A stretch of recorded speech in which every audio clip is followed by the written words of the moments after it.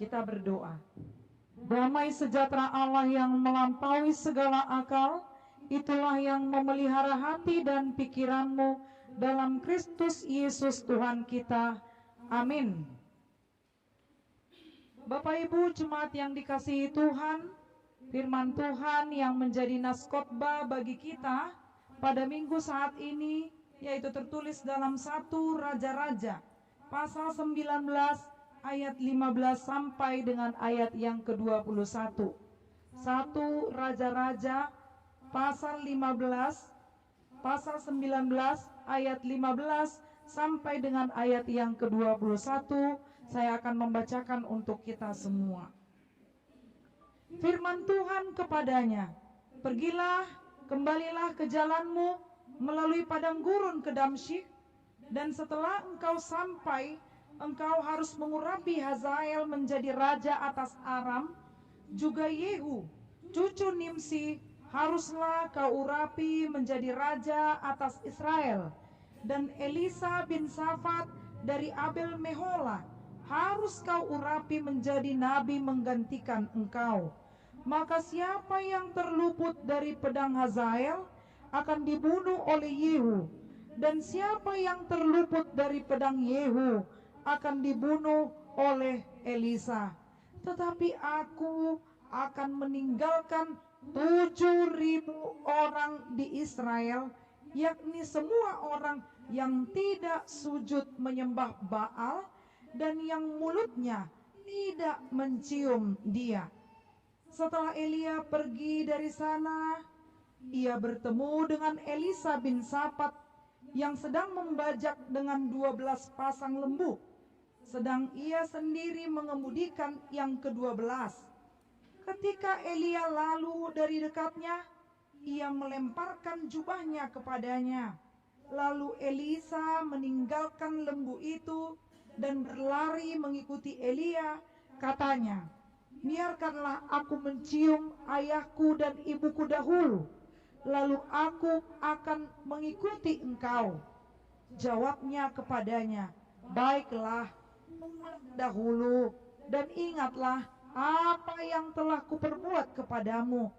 Lalu berbaliklah ia daripada Elia. Ia mengambil pasangan lembu itu, menyembelihnya, dan memasak dagingnya dengan bajak lembu itu sebagai kayu api. Ia memberikan daging itu kepada orang-orangnya, kemudian makanlah mereka. Sesudah itu bersiaplah ia, lalu mengikuti Elia dan menjadi pelayannya. Demikian firman Tuhan. Bapak Ibu jemaat yang dikasihi Tuhan, saat ini kita sudah memasuki minggu kedua setelah Trinitatis. Kita disuguhkan dengan topik yang mengatakan setia, mengikuti, dan melayani Tuhan. Saya mulai khotbah ini dengan mengatakan atau bertanya kepada kita, apakah kita sebagai orang Kristen, jemaat maupun parhalado, sudah menjadi orang yang setia mengikut Dia dan melayani Dia? Ini yang menjadi renungan ya. Kalau langsung dijawab dengan suara keras dan lantang, sepertinya nanti orang yang di samping kita, pak jago-jagohon, dang songoni bana, gabi adong mah di bagasarwani ba, lebih bagus seperti padi yang berisi, dia akan merunduk. Artinya penuh dengan kerendahan hati. Inilah yang menjadi gambaran dari khotbah kita. Apakah kita orang yang setia atau tidak? Apakah kita betul-betul setia mengikut Dia dan melayani Dia? Jadi hampir mirip khotbah pertangyangan epistel kita tadi dengan khotbah minggu ini. Kalau di khotbah pertangyangan ada yang melanjutkan pelayanan itu, walaupun dilanjutkan bukan berarti yang pertama itu menjadi diam, tidak melayani, tapi justru dia melayani, mengembangkan, maka perlu mitra kerja, mitra pelayanan. Kalau dalam epistel yang disebutkan adalah si Paulus, mitra kerjanya siapa Manginang? Isi tanya. Orang bering boy kudang orang di boy kon jalusna. Yang sudah pertanyaan pasti sudah tahu siapa mitra kerja Paulus, yaitu Timotius. Tapi kalau dalam khotbah minggu kita Yang menjadi mitra kerja seorang yang bernama Elia adalah Elisa. Jadi ada background ataupun latar belakang yang berbeda, apapun itu kita sadar siapapun kita tetap bisa menjadi pelayan Tuhan untuk memberitakan kabar baik. Kecil besar yang kita kerjakan, jangan pernah patah semangat. Kalau orang yang setia tentu dibarengi dengan ada niat keinginan untuk menjadi pelayan.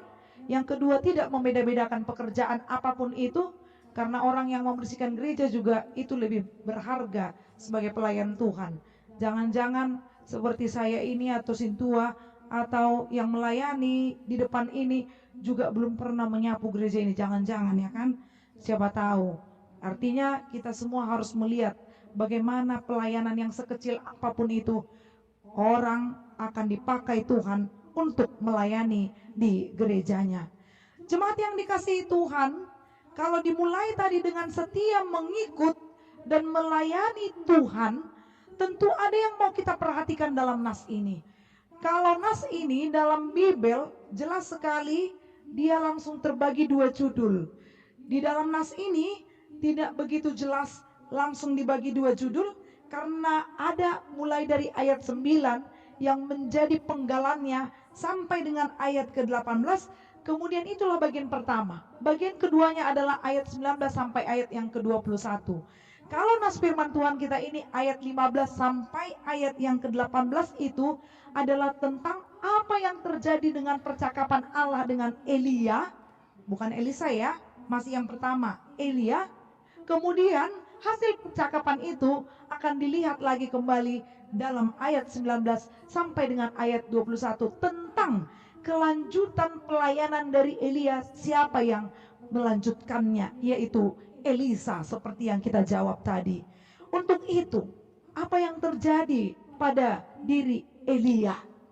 Kalau mau tahu, kepo tentang Elia ini, tentu harus dibaca dari ayat 1. Kalau sekarang saya suruh Amanginang untuk membacanya, sepertinya kita kehabisan waktu, tapi saya akan merincikan apa yang terjadi. Jadi pada saat itu, Elia yang diutus oleh Tuhan sebagai nabinya, pelayannya, dia memberitakan kabar baik. Dia terkenal sebagai nabi yang gagah berani. Dia termasuk orang yang gesit, cepat langkahnya, bersinergi. Jadi dia tidak loyo-loyo, mungkin satabi kayak ayam peokon, tidak. Tapi dia gagah berani. Kegagah beraniannya ini ditunjukkan ketika dia sanggup untuk menghancurkan nabi-nabi Baal atau yang menyembah kepada Baal. Siapakah itu? Nabi-nabi pada masa si Ahab. Karena si Ahab ini memperistrikan si Izebel. Si Izebel kita tahu bagaimana keberadaannya. Dia menyembah Baal. Dan pada saat itu Elia harus mempertaruhkan pelayanannya, memerangi setiap orang yang mau menyembah berhala.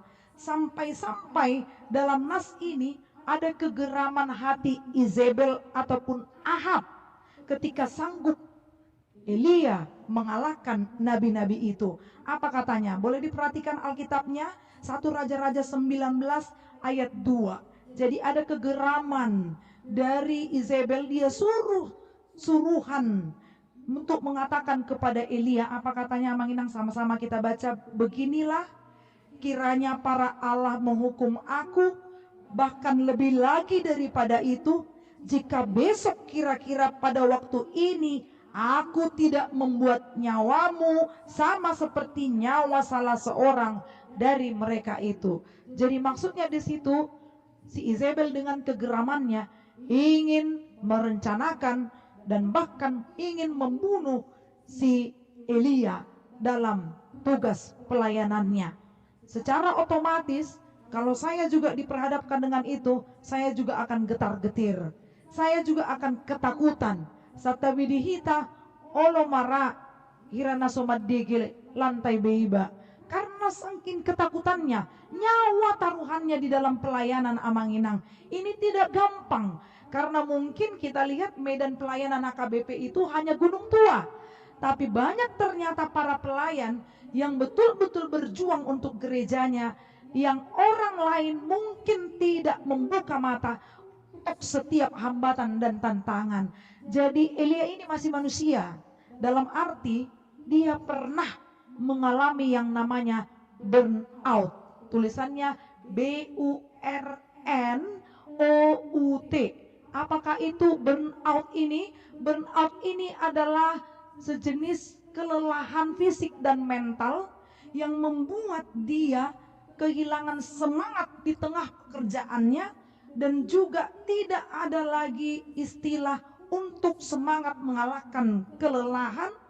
Bahkan dia menjadi benci dengan pekerjaan yang sedang digelutinya, performanya atau kerjanya menjadi menurun, dia menarik diri dan dia akan mudah sakit. Boleh dicek nanti di Google apa itu burnout, karena banyak sekali orang yang sedang bekerja demikian, bukan hanya pelayan Tuhan. Pasti itu terjadi. Jadi saya baca lagi ciri-ciri orang yang burnout ini ternyata luar biasa. Luar biasanya gimana? Yang tadinya mungkin dia orang yang gesit dan rajin, tiba-tiba loyo. Ini dia. Hati-hati kalau kita mengalami yang demikian. Yang tadinya dia betul-betul semangat, ini semangatnya runtuh. Dan bahkan ketika seseorang yang dari semangatnya berapi-api kemudian menurun, awas, ini gejala burnout. Itu dialami oleh Elia dalam pelayanannya. Jadi jangan sampai seperti itu. Kalaupun semangat, gak apa-apa semangat berapi-api, tapi jangan lupa setiap pekerjaan kita jangan pandang sepala mata, itu untuk Tuhan. Dang nalaho tu yanakon sabing, bukan hanya untuk anak. Atau orang tua ingin membagikan anak, lantas dia semangat berapi-api. Ingat, itu bukan hanya untuk orang tua. Ketika orang tua mengecewakanmu, apa yang terjadi? Semangat itu bisa pudar. Jadi semua yang kita kerjakan, lakukanlah itu untuk Tuhan saja. Jadi bukan menghargai, maaf, kita bukan sedang meremehkan menghargai sesama, tapi lebih utamalah yakini pekerjaan itu dari Tuhan, dan semua itu harus disampaikan kepada Tuhan. Kalau perjanjian lama menyampaikan persembahannya itu dengan menyampaikan dupa yang harum, supaya timusnya, asapnya sampai ke langit, dan Tuhan mencium harum dari korban-korban bakaran itu. Kalau sekarang tidak, langsung tubuh Kristus yang menjadi persembahan. Lantas apa yang kita lakukan? Kita mengucap syukur atas tubuh Kristus yang sudah dikorbankan itu, dengan melakukan pelayanan hanya untuk kemuliaan nama Tuhan saja. Lantas di mana letak burnout itu? Jangan-jangan pendeta asal ngomong ya. Mari kita perhatikan lagi di ayat yang keempat, pasal 19 ayat 4. Ada kalimatnya demikian, cukuplah itu. Sekarang ya Tuhan, ambillah nyawaku, sebab aku ini tidak lebih baik daripada nenek moyangku. Jadi kalau bisa dikatakan, ampun Tuhan, aku tidak sanggup. Ternyata percakapan-percakapan itu didengarkan Tuhan. Tuhan tidak mengizinkannya untuk berhenti, tapi Tuhan ingin menegaskan ikon rabdo, ya kan? Suami istri harus bersama, ya kan? Parhalado harus bersama. Napaso bulung kalau hanya pengurus tidak bisa, itu harus bersama. Korina harus bersama, Deborah harus bersama, Amados Roha harus bersama, paduan kasih bersama, remaja harus bersama. Itu ruang lingkup besar. Di keluarga harus bersama. Yang guau dohot dongaku sajabu ikon jahobado olowan nami, harus bersama. Itu dia yang harus perlu kita tekankan. Jadi Elia mendapatkan seruan dari Tuhan ketika dia mengalami burnout tadi, kelelahan fisik dan mental tadi, hatinya itu betul-betul kacau, pikirannya kacau, dan dia disuruh Tuhan di ayat yang ke-15, nas firman Tuhan kita. Apa perintah Tuhan? Pergilah, kembalilah ke jalanmu.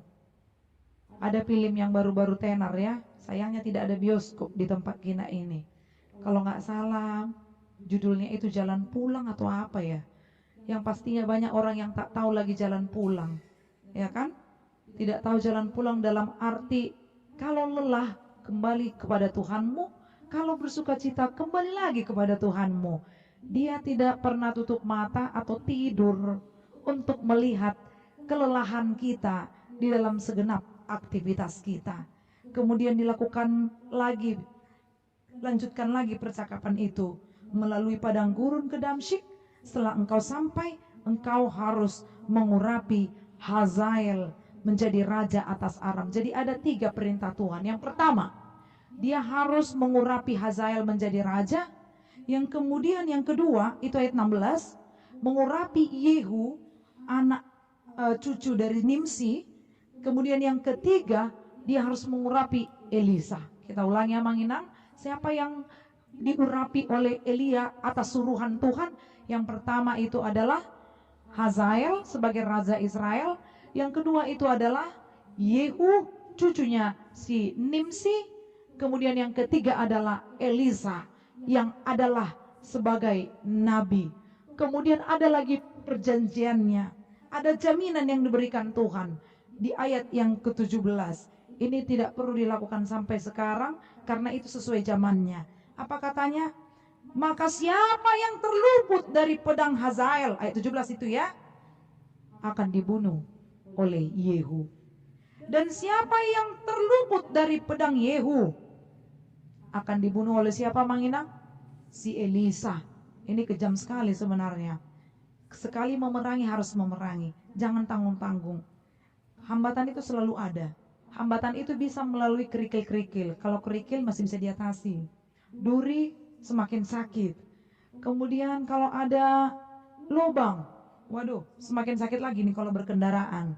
Tapi kalau sempat ada jalan yang berkelok-kelok dan seolah-olah tidak menemukan arah tujuan, pasti ini lebih menyesatkan.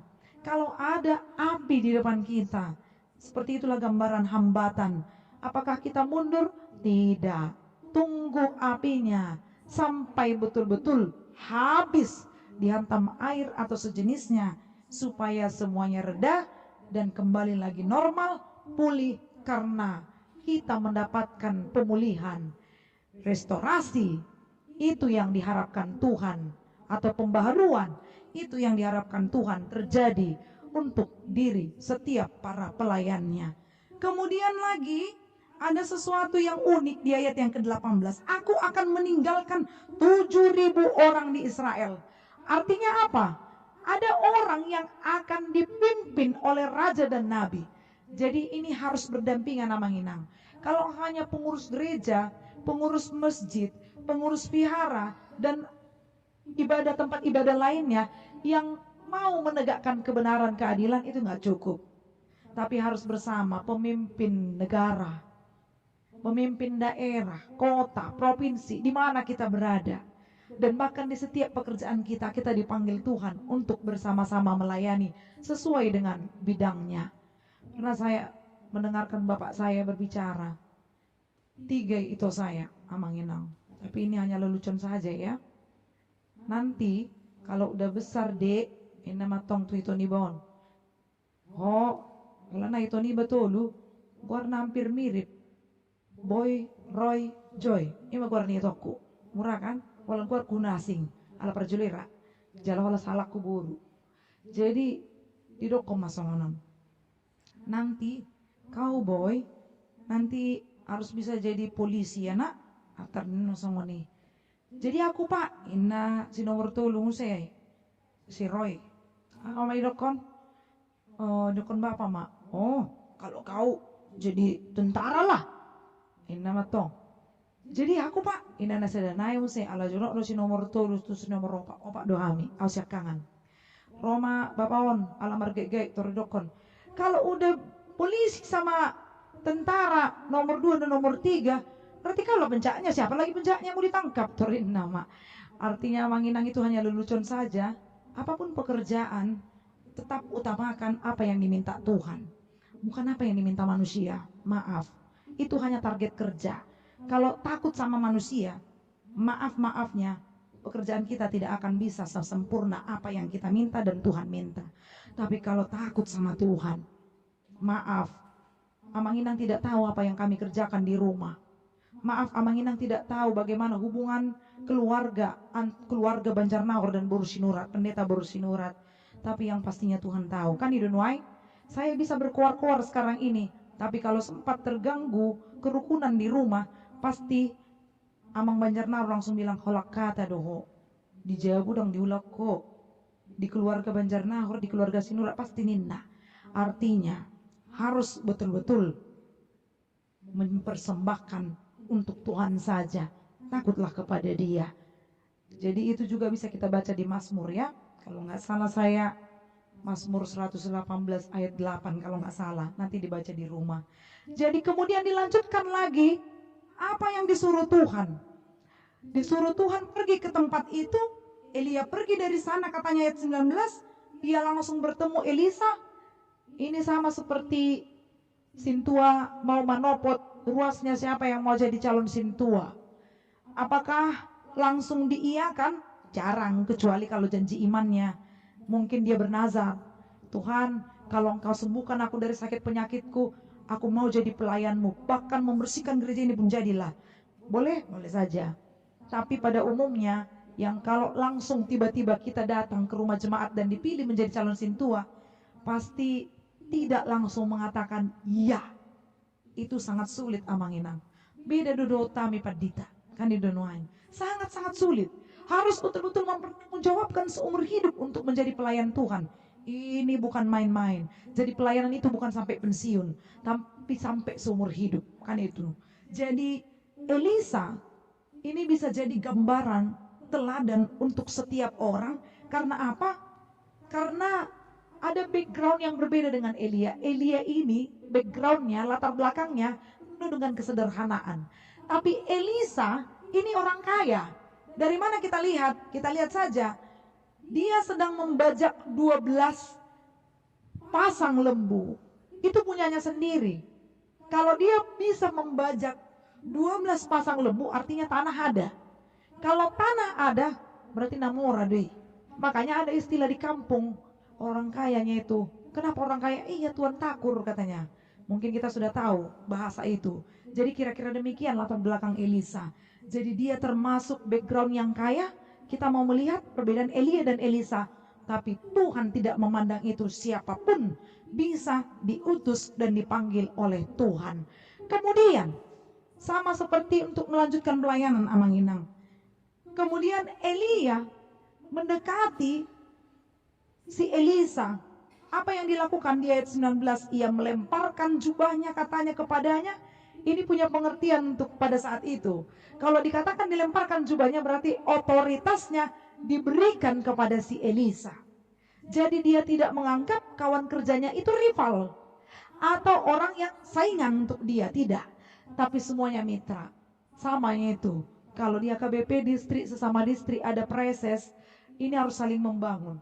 Kalau saling gontok-gontokan, jago do tabak sel Sumbar daripada distrik Medan Aceh katanya, itu tidak ada gunanya. Karena tetap juga dipertaruhkan kepada Tuhan, kan itu sekarang. Tapi kalau sudah betul-betul dikasih jabatan, dikasih naik pangkat, hargai itu Amang Inang, dan bekerja samalah, kan itu sekarang. Kemudian Elisa pun meninggalkan sebentar lembu itu dan berlari mengikuti Elia. Kenapa saya pakai kata sebentar? Bukan berarti dia sekarang rajin besok enggak, sekarang setia besok tidak, bukan. Tapi dia mau pamitan. Biarlah aku mencium ayahku dan ibuku dahulu dan aku akan mengikuti engkau. Apa artinya? Sebagai seseorang yang bekerja, sedikit harus ada yang dikorbankan. Kalau kita berbicara keluarga-keluarga muda, saya lihat ada keluarga-keluarga muda di sini. Kalau dia baru melahirkan, kalau baru melahirkan, pasti dilemanya tinggi kalau dia adalah pekerja. Dilemanya tinggi karena apa? Meninggalkan anaknya. Aku boy doneng bapak nah, boy doneng opung nai, boy doneng on, pasti ada was-was. Karena apa? Karena memang sebagai ibu atau wanita karir agak sulit meninggalkan rumah atau dapurnya. Kan itu sekarang. Tapi harus ada yang dikorbankan. Kita pakai kata dikorbankan bukan berarti Tuhan tidak sayang kepada anak kita atau ke pekerjaan kita. Inilah perlu keseimbangan. Apalagi kalau seorang pelayan. Maaf-maafnya Amang Inang, kalau memikirkan diri sendiri, saya tidak mau begitu berkuar-kuar untuk melanjutkan pelayanan yang wow. Karena saya juga punya keluarga, kan itu Amang Inang ya. Tapi kita juga harus berpikir, ini untuk Tuhan. Kalaupun saya meninggalkan keluarga, percayakan Tuhan memberkati mereka. Saya juga diberkati dalam pekerjaan saya. Utangnya kon, sehat mageleng niba, kan itu kan?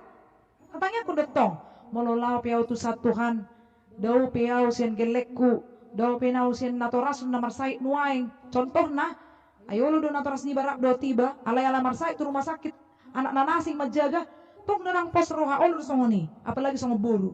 Alay Tuhan pos rohaku, di pakku basyukku di urbi huau, di parkarijuakku, nang omakku, bapakku, ya anakku, ramotamu doi. Setiap pelayan Tuhan pasti diberkati Tuhan. Kita semua adalah pelayannya, tanpa terkecuali. Bukan hanya pendeta, tapi semua profesi diberkati oleh Tuhan. Lihat respon Elisa menyambut Elia. Apa responnya? Dijamunya orang makan, tidak tanggung-tanggung. Apa? Dan boy marga usda dana dangi. Olo do songoni, heado masa manginang. Contoh mana perpudio nate. Masa mana masa manobot ruas. Kita sedang berkunjung ke rumah jemaat, bukan di Gunung Tua ini pastinya. Mana mama? Nengok kan, nah itu Tuhan tong pituon. Anaknya yang datang sekitar 5 tahun atau 6 tahun sudah sekolah. Padahal sebelumnya orang tuanya sudah kasih tahu, bilang sama Amang Inang Sintua, Inang pendeta, kalau mama nggak di rumah ya, inama tong.